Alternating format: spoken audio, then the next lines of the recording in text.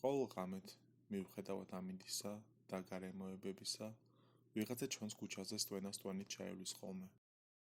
ქუჩიდან სტვენის ხმა ყოველთვის დილის 4-3 წუთზე იწყება და ჩვენ სახლში მისი გაყვანება მხოლოდ მისაღები ოთახიდან ან სამზარეულოდან არის შესაძლებელი. სტვენა ჯერ ძალიან ხმადაბლა ისმის, რადგან ხმა ქუჩის დასაწყისიდან იწყება, კარსონების სახლთან. ჩვენი სახლი ქუჩის შუაშია. შესაბამისად, ჩვენთან ჩავლის შემდეგ ხმა ისევ სუსტდება, სანამ ქუჩის ბოლომდე ჩაივლის. როდესაც პატარები ვიყავით, მე და ჩემი და ხმის გასაგონად სამზარეულოში გვიან ღამემდე ვრჩებოდით. დედ მამას ეს არ მოსწონდათ და თუ გამოგვიჯერდნენ, მაგრად ვისჯებოდით. მაგრამ ძალიან მაგრადაც არა, რადგან მთავარ წესს არასოდეს ვერ ყვებდით. მთავარი წესია, რომ გარეთ არ უნდა გაიხედო, სანამ სტვენის ხმა ისმის. ჩემი უბანი უცნაური ადგილია. აქ 6 წლიდან ვცხოვრობ და აქაურობა მიყვარს. ყველა სახლი პატარაა, მაგრამ კარგად მოვლილი, საკუთარი ეზოთი. და სახეტიალოთაც ბევრი ადგილი გვაქვს.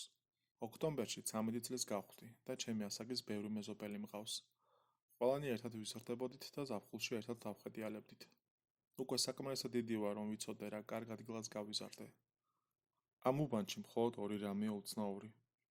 ყოველ ღამედ ვიღაცა უსტვენს და ყველა ძალიან იღვლიანია. სტვენის ხმა დიდად არასოდეს მაწუხებდა. ჩემი საძინებლიდან არც კი ისმის, მაგრამ დედმამას ამაზე ლაპარაკი არ უყვართ, ამიტომაც ზედმეტი კითხვების დასმას თავი მალევე დავანებე. მამა ჩემი ძლიერი კაცია, მაღალი და მშვიდი. ამერიკაში ბავშვობაში ჩამოვიდა და აქცენტი კიდევ აქვს. მისი ოჯახი, ბაბუა და ბებია, კუნძულებიდან არიან, იმ ადგილს ასე ეძახიან. მამა ჩემი თავის ჩვეულ სიმშვიდეს მარტო მაშინ კარგავს, როდესაც ვიღაცა სტვენაზე იწყებს ლაპარაკს. როდესაც ვინმე ამ თემას წამოწევს, ოდნავ უფრო სწრაფად იწყებს ლაპარაკს. თვალები ნერვულად უთამაშებს და გვეუბნება, რომ ამაზე ბევრი არ ვიფიქროთ. მხოლოდ ერთი მთავარი წესი დავემახსოვროთ. არასოდეს გავიხედოთ გარეთ, როდესაც სახლთან სტვენის ხმა ისმის. ამის გაკეთება რომც მინდოდეს, მაინც ვერაფერს გავხდებოდი. ყოველ ფანჯერაზე სპეციალური მძიმე ჟალუზები არის დამონტაჟებული, რომელიც ფანჯერას მთლიანად ფარავს და პატარა ბოხლომზე იკეტება. სანამ მამა ჩემი დასაძინებლად წავა, ჟალუზებს კეტავს და გასაღებს საძინებელში ინახავს. არ ვიცი დედა ჩემი ამ ყველაფერზე მართლა რას ფიქრობს. რამდენჯერმე ვნახე მისაღებ ოთახებში როგორ იჯდა დილის 4-3 წუთამდე, სანამ სტვენა დაიწყებოდა. ჩემი საძინებლის ოთახის კარებს ოდნავ გაღებულს ვტოვებდი, სათვალთვალოდ. ამას ხშირად არ შვება, ყოველ შემთხვევაში მე ხშირად არ ვამჩნევ. მაგრამ თვეში ერთხელ ან ორჯერ სამზარეულოში ჩვენს დიდ წითელ დივანზე ზის და სტვენის ხმას უსმენს. სტვენას ყოველთვის ერთი მელოდია აქვს. მხიარული. როგორც ვთქვი, ამ უბანში მხოლოდ ორი რამ არის უცნაური. საქმე იმაშია, რომ ამ უბანში ყველა ძალიან იღვლიანია. ეს ფენომენი ძნელი ასახწერია და მამა ჩვენს ამაზეც არ უყვარს ლაპარაკი. მაგრამ აქ მცხოვრებ ადამიანებს ძალიან ხშირად წყალობთ იღვალი. ძირითადად პატარ-პატარა რაღაცეებია. მაგალითად რადიო გათამაშებებში მოგება, მოლოდნელი დაწინაურება სამსახურში, ზღვში პატარა განძის პოვნა. აქ ამინდი ყოველთვის კარგია. კრიმინალი არ არის, შემოდგომაზე ყველას ბაღი განსაკუთრებულად ლამაზად ყვავილობს. ჭეშმარიტად დალოცულები ვართ, იტყოდა ხოლმე დედაჩემი. მთავარი მიზეზი რატომაც აქ გადმოვედით, ჩემი და ნოლაა. ძალიან მძიმე ავადმყოფობით დაიბადა. თუთუებზე ჰქონდა პრობლემები. როცა დაიბადა, მისი სახლში წამოყვანაც კი ვერ შევძელით. საავადმყოფოში ვაკითხავდით ხოლმე. მახსოვს რა პატარა იყო, სხვა ახალშობილებთან შედარებითაც კი. მისი ფილტვების მაგივრად აპარატის უმტკავდა. აქ იმიტომ გადმოვედით, რომ სახლი საავადმყოფოსთან უფრო ახლოს იყო. როგორც კი ახალ სახლში დავბინავდით, ნოლას მდგომარეობამ გაუმჯობესება დაიწყო. ექიმები ამის მიზეზს ვერ ხსნიდნენ. ამბობდნენ, ალბათ მკურნალობის სწორი მეთოდი შევარჩიეთო. მაგრამ ხედავდით, რომ თვითონაც დაბნეულები იყვნენ.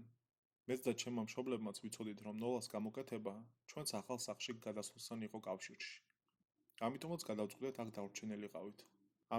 გადავჭრილიყავით. მას შემდეგაც კი, რაც გასაგები გახდა, რომ ყველაფერს კარგს, რაც აქ ყოველდღე ხდებოდა, ზოგჯერ ცუდი ამბებიც მოხვდებოდა.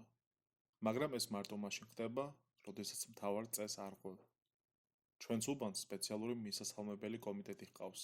როდესაც აქ ვინმე ახალი გადმოდის, კომიტეტი მათ სტუმრობს მათთვის საჭმელი მიაქვს და ძალიან მეგობრულად უხსნის რა და როგორ ხდება.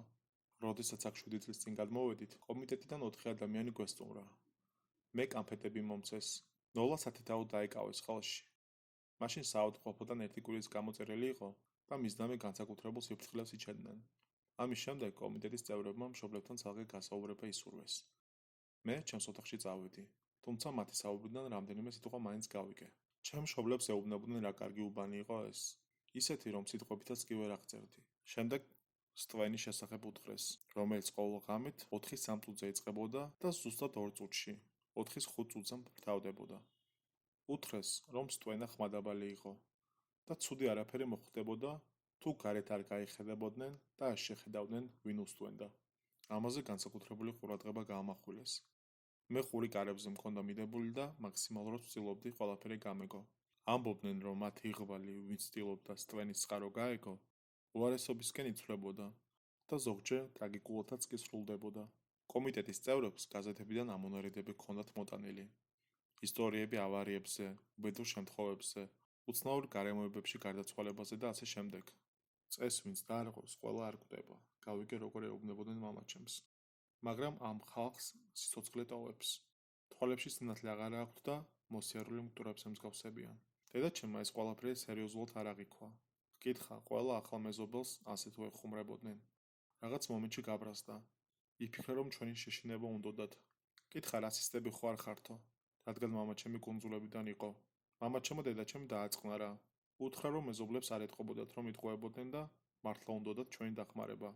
მას აუხსნა, რომ ბავშვობაში ასეთ ისტორიებს დედამისიც უყვებოდა და იცოდა, რომ ჩვენ სამყაროში ბევრი ჩვენთვის უცხო და უცნაური რამ დააბიჯებდა. ზოგიერთი მათგანი კარგი, ზოგიერთი ცუდი, მაგრამ უმეტესობა უბრალოდ სხვანაირი იყო. კომიტეტის წასვლის შემდეგ მამაჩემი მაღაზიაში წავიდა. მძიმე ჟალუზები და პატარა ბოხლომები იყიდა და სახლის ყველა ფანჯარაზე დაამონტაჟა. პირველივე დღეს ოთახიდან ღამის 3 საათზე გამოვედი და ვნახე, რომ მამაჩემი მისაღებ ოთახში დივანზე იჯდა და ხელში ჩემი დაიკო ეკავა. მიმანიშნა, რომ ჩუმად ყოფილიყავი და მის გვერდით დამეკავებინა ადგილი. ასეც მოვიკეცი და ერთად დავიწყეთ ლოდინი. ზუსტად 4-3 წუთზე სტვენის ხმა გავიგეთ.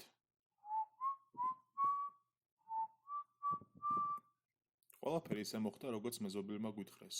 მას შემდეგ ღამე არ გასულა სტვენის გარეშე, თუმცა გარეთ არასოდეს ვიხედებით და ბედნიერად ვცხოვრობთ. ნოლა აპარატის გარეშე აგრძელოდა სუნთქვას და ძლიერი და ჭკვიანი გოგო გახდა. მამაჩემი უბნის კომიტეტსაც კი შეუერთდა. უბანში ახალი მეზობლები იშვიათად გყავს, რადგან აქედან არავინ მიდის. თუმცა ვინმე ახალი თუ გადმოვა, მამაჩემი სტუმრობს ხოლმე და სახლში მომზადებული საჭმელი მიაქვს. მამაჩემს სახეზე ვატყობ ხოლმე, ახალი მეზობლები მის ნათქვამს სერიოზულად აღიქვამენ, თუ მალე ისევ ახალი მეზობლები გვეყოლება. არც ისე დიდი ხნის წინ ჩვენ მეზობლად ახალი ოჯახი გადმოვიდა. სახლის ძველი მფლობელი, მის მეიდი, 105 წლის ასაკში გარდაიცვალა. მას ხანგრძლივი და კარგი ცხოვრება ჰქონდა. ახლა მეზობლებს ეტყობოდათ, რომ აქ კარგად მოეწყობოდნენ. მისასალმებელი კომიტეტის ნათქვამს და მამაჩემის რჩევას ბოხლომიანი ჟალუზების დაყენებასთან დაკავშირებით დაუჯერეს, რადგან პატარა ბავშვი ყავდათ. მამაჩემს არასოდეს უჩვენებია ჩვენთვის გაზეთებიდან რა ამონარიდები მიჰქონდა ახალი მეზობლებისთვის, რათა ისინი მის ნათქვამში დაერწმუნებინა. მაგრამ როგორც ჩანს, ისინი საკმაოდ დამაჯერებელ მტკიცებულებებს წარმოადგენენ, რადგან ჩვენს მეზობლებს პირველი თვის განმავლობაში პრობლემები არ შექმნიათ. ერთხელ, როდესაც ჩვენი მეზობლები ქალაქიდან გავიდნენ, თავიანთი შვილი ჰოლდენი ჩვენთან დატოვეს. ის 12 წლის იყო, ჩემთვის სულ რაღაც 1 წლით უმცროსი. კარგად არ ვიცნობდი, მაგრამ როგორც კი ჩვენთან მოიყვანეს, მივხვდი, რომ რაღაც ცუდი მოხდებოდა. როგორც კი უფროსები ოთახიდან გავიდნენ, ჰოლდენმა მკითხა: ვიცოდი თუ არა, რატომ უსტვენს ვიღაცა ქუჩაში ყოველ ღამით? ტელევიზორის წინ ვიჯექთ და დისნეის არხს უყურებდით. მე და ჩემმა დამ ერთმანეთს შევხედეთ და ჰოლდენს უთხრეთ, რომ ამ თემაზე არ ვსაუბრობდით. მე მგონი ის გიჟი უსტვენს ქუჩის კუთხეში დიდ ყვითელ სახლში რომ ცხოვრობს, თქვა ჰოლდენმა. მისტერ ტოლესი, იკითხა ჩემმა დამ. შანსი არ არის, ის ძალიან კარგი ადამიანია. ჰოლდენმა მხრები აიჩეჩა, ალბათ ვინმე სერიული მკვლელი იქნება. ჩემი და დაიწყება. მე გავიმეორე, რომ ამ თემაზე არ ვლაპარაკობდით და შეთაოზე ჩემს ოთახში წავსულიყავთ და ნინტენდოზე გვეთამაშა. შემდეგი რამდენიმე საათი ვიდეო თამაშებს ვთამაშობდით. პოპკორნს ვჭამდით და ფილმებს ვუყურებდით. მაგრამ ვამჩნევდით, რომ ჰოლდენი ნელ-ნელა იწყებებოდა. მას შემდეგ, რაც მშობლებმა ძილი ნებისა გვისურვეს, ჟალუზები ჩაკეტეს და დასაძინებლად წავიდნენ, ჰოლდენი თავის აწოლიდან ადგა და ჩვენთან მოვიდა. ვკითხა ოდესმე თუ გვიცდია გარეთ გახედვა. რადგან სტვენის დრო თითქმის მოსული იყო. იმ მომენტისთვის დროისთვის ყურადღება არ მიმიქცევია. და გამიკვირდა, რომ უკვე თითქმის ღამის 3 საათი იყო. დავაპირე ესე გამემეორებინა, რომ ამ თემაზე არ ვლაპარაკობდით, მაგრამ გამაწყვეტინა და მითხრა, რომ მამამისი ჟალუზებს ყოველ ღამით კეტავდა და გასაღებს მალავდა, ამიტომაც აქამდე ვერ შეძლო გარეთ გახედვა. ნოლამ უთხრა, რომ მამა ჩვენც იგივეს აკეთებდა. არა, მამა თქვენი ამას არ აკეთებს, თქვა ჰოლდენმა. გაბრაზებულმა უთხარი, რომ თავად ნახა ცოტა ხნის წინ როგორ ჩაკეტა მამა ჩვენმა ჟალუზები. ჰოლდენმა გაიღიმა. კი, ჟალუზებს კეტავს, მაგრამ გასაღებს არ მალავს. მის სხვა გასაღებებთან ერთად აქვს ჩამოკიდებული.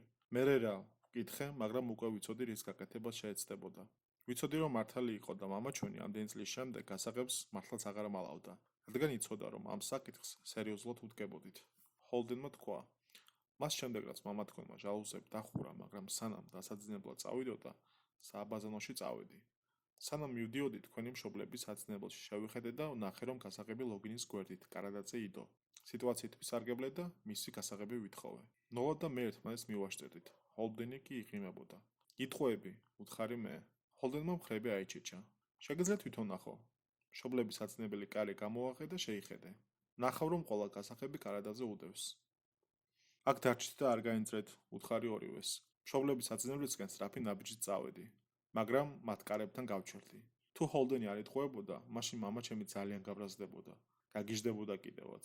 ამაზე ფიქრი მაშინებდა, მაგრამ უფრო გაღებული ფანჯრის მეშინოდა. კარი რამდენიმე სანტიმეტრით შევაღე და შევიხედე. შიგნით სრული წყვილადი იყო. ღრმად ჩავისუნთქე და შევედი. ორი ნაბიჯი გადავდგი და გავშეშდი. სტვენის ხმა გავიგე. მშობლების ოთახიდან იგი ძალიან კარგად ისმოდა.